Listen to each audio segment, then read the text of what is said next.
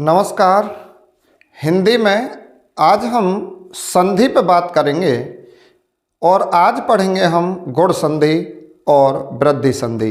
सबसे पहले हम गुण संधि देखेंगे और गुण संधि एक ट्रिक के साथ आपको समझाई जाएगी और ट्रिक ये है कि बिल्कुल किताबी मेथड है और इसी को थोड़े सरलतम रूप में हमने लिख दिया है। तो देखो गुण संधि में क्या होता है कि अगर आ के बाद में ई आ जाए तो इन दोनों के योग से ए बनता है। आ के बाद में ई आने पर दोनों के योग से ए बनता है। जैसे छोटे आ के बाद में छोटी ई आ जाए तो भी ए, छोटे आ के बाद में बड़ी ई आ जाए तो भी ए, बड़े आ के बाद में छोटी ई आ जाए ए बनेगी और बड़े आ के बाद में बड़ी ई आ जाए तो भी ए बनेगी। और ज़्यादा ग्रामर के नियमन में अंदर जाने की भाई ज़रूरत है ना, साधा साधा बिल्कुल देहाती भाषा में समझ लो। संधि का क्वेश्चन छूटेगा ना यूपी पुलिस में, इससे ज़्यादा कुछ ना जाने। आ के बाद में ऊ आने पर ओ हो जाता है। जैसे छोटे आ के बाद में छोटा ऊ आने पर भी ओ, छोटे आ के बाद में बड़ा ऊ आने पर भी ओ, बड़ा आ के बाद में छोटा ऊ आने पर भी ओ और बड़ा आ के बाद में बड़ा ऊ आने पर भी ओ। यानी मैं ये कहता हूँ कि आ के बाद में ऊ आ जाए तो ओ ही बनेगा। ऐसे ही आ के बाद में अगर री आ जाए तो अर बनेगा। अर में छोटा आ और रे हलंत वाला स्वर विहीन। अब हम देखेंगे इसके कुछ उदाहरण। तो सबसे पहले है नर प्लस इंद्र। आप ये पता है कि नर में अंतिम वर्ण रे है और रे एक व्यंजन है और इसमें अंतिम वर्ण क्या होगा रे में, तो भाई प्रत्येक व्यंजन में ए स्वर जुड़ा हुआ होता है। तो रे में अंत में क्या होगा आ और ए के बाद में क्या आ रहा है ई। जब ए के बाद में ई आएगा, ए के बाद में ई आएगा तो क्या बन जाएगा ए। तो ये शब्द क्या बनेगा, यहाँ से ई कैंसिल हो जाएगी तो शब्द बनेगा नरेंद्र। नेक्स्ट देखेंगे सत्य। तो यह में अंतिम वर्ण होगा आ और इंद्र में प्रथम वर्ण होगा ई, दोनों के योग से बन जाएगा ए। तो ये शब्द क्या बनेगा, यहाँ से ए और यहाँ से ई दोनों के योग से ए बन जाएगा तो शब्द आ जाएगा हमारा यतेंद्र। नेक्स्ट देखेंगे नर। तो नर शब्द में अंतिम वर्ण क्या होगा, आप बोलोगे जी आ होगा और इसके बाद में इस शब्द में पहला वर्ण क्या है, तो आप बोलोगे ई है और ए के बाद में ई आने पर क्या बनेगा ई। तो अब ये शब्द क्या बनेगा, तो आप बोलोगे जी ये शब्द बनेगा नरेश, क्योंकि यहाँ से ए और ई दोनों के योग से बन रहा है तो नरेश बनेगा। ऐसे ही आप देखेंगे मैं, और मैं में अंतिम वर्ण होगा आ। देखो परम, परम में अंतिम वर्ण क्या है आ और ईश्वर में प्रथम वर्ण क्या है ई। आ के बाद में ई आने पर होता है ए। तो ये शब्द क्या बन जाएगा, परम प्लस ईश्वर, ये हो जाएगा परमेश्वर। शब्द बनेगा परमेश्वर। अब यहाँ देखेंगे महा प्लस इंद्र। तो महा शब्द में अंतिम वर्ण क्या है आ और इंद्र शब्द में पहला वर्ण क्या है ई और आ के बाद में ई आने पर क्या होता है ए। तो शब्द बनेगा, देखो यहाँ से ये आ और यहाँ से ये ई दोनों के योग से क्या बन जाएगा ए। तो ये दोनों के योग से ए आ रहा है, यानी इन दोनों की जगह पे ए आ जाएगा तो ये शब्द बनेगा महेंद्र। शब्द बनेगा महेंद्र। इसके बाद में देखेंगे राजा प्लस इंद्र। तो राजा शब्द में अंतिम वर्ण होगा आ और इंद्र शब्द में प्रथम वर्ण होगा ई और आ के बाद में ई आने पर होता है ए। तो यहाँ से आ और यहाँ से ई इन दोनों के योग से शब्द क्या बना, नया वर्ण क्या बना ए। तो भाई आ और ई के योग मतलब जगह पर हम क्या रख देंगे, ए रख देंगे। तो शब्द क्या बन जाएगा, राजा प्लस इंद्र बराबर राजेंद्र। यहाँ पे उमा प्लस ईश। उमा में अंतिम वर्ण आ होगा और ईश में प्रथम जो वर्ण होगा वो ई होगा और दोनों के योग से बनेगा ए। तो इस आ और ई की जगह पे हम क्या बना देंगे, ए बना देंगे। तो उमा प्लस ईस शब्द बन जाएगा हमारा उमेश। अब देखेंगे पर प्लस उपकार। पर में अंतिम वर्ण होता है आ, उपकार में प्रथम वर्ण होता है उ, और हमने नियम पढ़ लिया कि आ के बाद में उ आने पर ओ हो जाता है, ओ हो जाता है। तो यहाँ से आ और यहाँ से उ दोनों के योग से क्या होगा, ओ। तो पर प्लस उपकार ये बन जाएगा हमारा परोपकार, परोपकार। इसके बाद में वीर प्लस उचित। तो वीर में अंतिम वर्ण आ, उचित में प्रथम वर्ण उ, ए के बाद में उ, यानी ए और उ मिलकर क्या बन जाएंगे, तो आप बोलोगे ओ। तो वीर प्लस उचित का संधि शब्द क्या होगा, तो ये बन जाएगा हमारा वीरोचित, शब्द बनेगा वीरोचित। अब यहाँ पर सूर्य, तो सूर्य अंत में क्या है आ।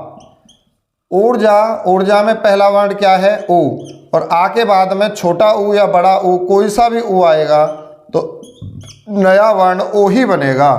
तो सूर्य प्लस ऊर्जा ये शब्द क्या बनेगा, आप बोलोगे जी सूर्योर्जा। नेक्स्ट देखेंगे नव प्लस ऊढ़ा।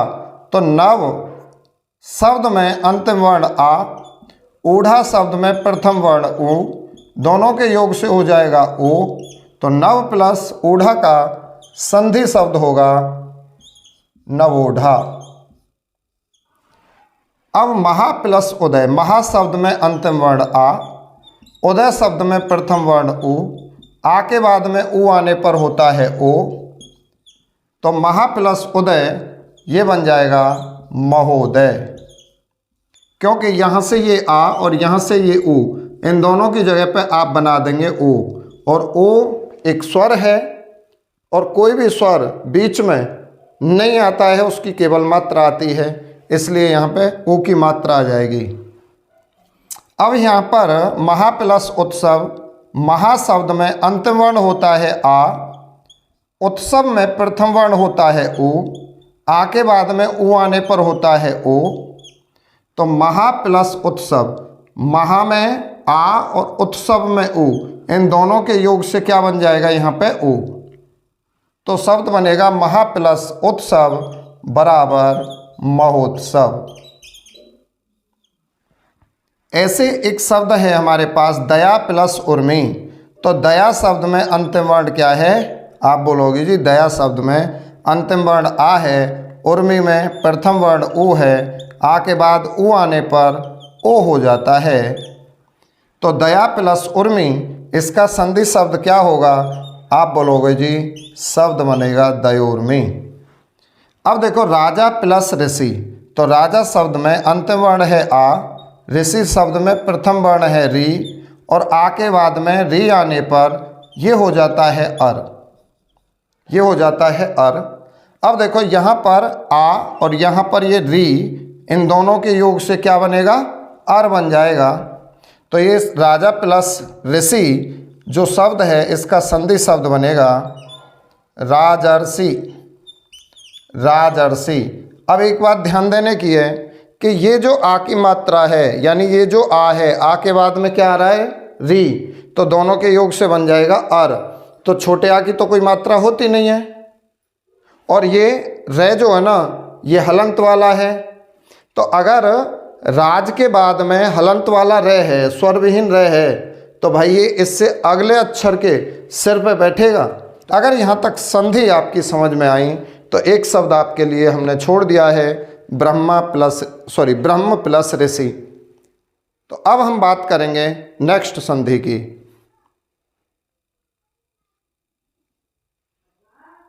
अब हम वृद्धि संधि पर बात करेंगे। वृद्धि संधि बहुत ही आसान है। इसमें बताया जाता है कि आ के बाद में ए आने पर दोनों के योग से ए बनती है, आ के बाद में ओ आने पर दोनों के योग से ओ बनता है। और भाई यहाँ ज़्यादा व्याकरण के चक्कर में पड़े ना, बिल्कुल देसी गांव की भाषा में आ जाओ। छोटा आ, बड़ा आ, छोटी ए, बड़ी ए, क्योंकि वहाँ कोई बुलवा के न देखेगा आपसे कोई, ठीक है, बस बात अपने इसमें भर जाए दिमाग में। ठीक है, कहीं ये सोचो कह रहे या तो खुद ना पता छोटो ओ बड़ो ओ कर रहा है, यहाँ बिल्कुल संस्कृत के व्याकरणाचार्य बन जाओगे ना, पीएचडी कर लोगे, कोई ना पूछ रहा, इतना टाइम ना है। तो बिल्कुल सरल भाषा में याद कर लो कि आ के बाद में ए आ जाए, कोई से आ हो उसके बाद में कोई सी भी ए आ जाए, उनका दोनों के योग से बनेगा ए ही। आ के बाद में ओ आ जाए, दोनों के योग से बनेगा ओ ही। याद रखेंगे, ए और ओ बड़े होंगे। देखो, आ के बाद में ए आने पर ए होता है, आ के बाद में ओ आने पर ओ होता है। जैसे यहाँ शब्द दिया है 1 + 1, तो आप पे पता होगा एक शब्द में अंतिम वर्ण है आ, और इस एक शब्द में प्रथम वर्ण है ए, और आ और ए के योग से क्या बनेगा? तो आप पे पता है आ के बाद ए आने पर दोनों के योग से बनेगी ए, बड़ी ए। समझ पाए बात? तो भाई बनाओ 1 + 1, तो ये शब्द क्या बनेगा? तो आप कहोगे जी एक एक। भाई यहाँ से तो ए खत्म और यहाँ से ये ए खत्म, इन दोनों के योग से क्या आ जाएगी? यहाँ बड़ी ए आ जाएगी। और बड़ी ए क्या इन दोनों के बीच में आप लिखेंगे? किसी शब्द के मध्य में स्वर लिखा हुआ देखा है कभी? नहीं देखा, उसकी मात्रा ही देखी होगी, तो इस ए की मात्रा ही आवेगी बड़ी ए की। ठीक बात आई समझ में? आगे बढ़ो। मत + एक, मत में अंतिम वर्ण क्या है? आ, और एक में प्रथम वर्ण क्या है? ए। दोनों के योग से क्या बन जाएगा? आप कहोगे जी बड़ी ए बन जाएगी। तो शब्द मत + एक, संधि करो इसकी, जोड़ो इसे, क्या बनेगा? देखो यहाँ पर मत ये तो आएगा और ये स्वर विहीन होगा, ये भी आप पता है। अब एक मैंने यहाँ से ए ले लिया, यहाँ से ए यहाँ पे उठा ली, यहाँ लास्ट में क्या बचा? आप कहोगे जी लास्ट में बचा के। लेकिन इन दोनों के योग से, ए और ए के योग से, यहाँ ए भी तो आएगी। अब ये ए दो काम करेगी कि जो तय है, ये वाला जो तय है स्वर विहीन, ए निकालने पर इसे भी पूरा कर देगी और प्लस इसकी मात्रा भी आ जाएगी। तो ये शब्द बन जाएगा आपका मतक। अब देखो यहाँ सदा + एव, सदा में अंतिम वर्ण है आ, एव में प्रथम वर्ण है ए, आ के बाद में ए आने पर बनेगी बड़ी ए। तो यहाँ से ये आ और यहाँ से ये ए, दोनों के योग से क्या बन जाएगा? आप कहोगे जी बड़ी ए बन जाएगी। तो यहाँ से आ खत्म करो, यहाँ से ए खत्म करो, तो ये बताओ ये शब्द क्या बचा फिर? तो आप बोलोगे सद, और इसमें शब्द क्या बचा? वे। लेकिन दे और वे के बीच में ए और ए के योग से क्या बनेगी? ए, और ए की लगाओगे आप मात्रा। ठीक है, तो कहाँ बनेगी ये मात्रा? दे पे, सदैव। ऐसे ही आ और ए दोनों के योग से क्या बनाओगे? भाई यहाँ पे अंतिम वर्ण आ और यहाँ प्रथम वर्ण है ए, दोनों के योग से क्या बनेगी? बड़ी ए। तो आप ए और आ और ए दोनों की जगह पे क्या रख देंगे? बड़ी ए रख देंगे। तो यहाँ पर बचेगा हमारा मह, और ये इस शब्द में क्या बचा? स्वर्य। अब मैं और से के बीच में जो बड़ी ए आनी चाहिए थी, तो बड़ी ए आएगी नहीं, स्वर है, तो इसकी मात्रा लगाओगे बड़ी ए की, कहाँ? है पे। तो शब्द क्या बन जाएगा? महेश्वर। वन में अंतिम वर्ण क्या होगा? आ, औसत में प्रथम वर्ण क्या होगा? ओ, और आ के बाद में ओ आने पर क्या होता है? देखो यहाँ, तो आप बोलोगे जी बड़ा ओ होता है। तो यहाँ पर आ और ओ दोनों के योग से बड़ा ओ होगा, तो 1 + औसत क्या बन जाएगा? आप कहोगे वन औसत। दंत + ओष्ठ, दंत शब्द में अंतिम वर्ण आ, ओष्ठ शब्द में प्रथम वर्ण ओ, दोनों के योग से आ के बाद ओ आने पर दोनों का योग होकर बनता है बड़ा ओ। तो दंत + ओष्ठ क्या बन जाएगा? ये दंतोष्ठ। परम + औषध, परम शब्द में अंतिम वर्ण आ और औषध में प्रथम वर्ण क्या होगा? तो आप बोलोगे ओ होगा। तो आ के बाद में बड़ा ओ आ रहा है, दोनों के योग से क्या बनेगा? बड़ा ओ ही बनेगा। तो ये शब्द बनेगा हमारा परम मौषध। परमौषध। अभी केवल और केवल हम दो शब्दों को जोड़ रहे हैं, यानी संधि कर रहे हैं। आगे चल के हमें संधि विच्छेद भी करना है, तो अभी हम छोटे छोटे पार्ट लेकर चल रहे हैं। जब संधि कंप्लीट होंगी फिर हम मिसलेनियस संधि भी पढ़ेंगे और संधि विच्छेद भी करेंगे, क्योंकि हमें संधि विच्छेद भी पूछी जाती हैं। तो एक एक नियम याद रखो। अभी आप उब रहे होंगे कि हर बार आ के बाद में ओ बनेगा बड़ा ओ, आप परेशान रहे होंगे। परेशान मत हो भाई, एक रुचि के साथ में पढ़ो। और अगर बात समझे हो तो ये आपके लिए हैं दोनों, कमेंट्स में बता दें। अगली वीडियो में फिर मिलेंगे दो और संधियों के साथ।